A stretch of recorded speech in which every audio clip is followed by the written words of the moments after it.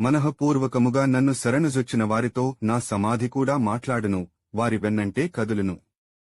నేను మీ వద్ద ఉండనేమోనని మీరు ఆందోళనపడవద్దు. నా ఎముకలు మాట్లాడుచూ మీ క్షేమమును కనుగొనుచుండును.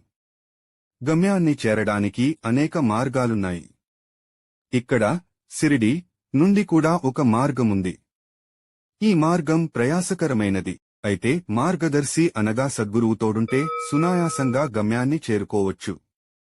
నాకు వారసులెవరూ లేరు. నన్ను ఆశ్రయించిన వారికి నా సమాధి నుండే సమాధానమిస్తాను. ప్రేమ, వినయములతో ఒక్కసారి నమస్కరిస్తే చాలు. నా ప్రవేశానికి ద్వారం అవసరం లేదు. నాకు ఆకారం లేదు. నేను ఎల్లప్పుడూ ఎల్లెడలా ఉంటాను. నాపై భారం వేసి నన్ను నిరంతరం ధ్యానిస్తూ నాలో లీనమైన వారి శరీర వ్యాపారాలన్నీ సూత్రధారినే నేను నడిపిస్తాను. ఎలాంటి సందర్భంలోనైనా మన ఆశ్రయాన్ని విడిచిపెట్టకూడదు. ఎల్లప్పుడూ స్థిరంగా ఉంటూ అనన్యంగా అందరిలోనూ ఏకత్వం చూడు.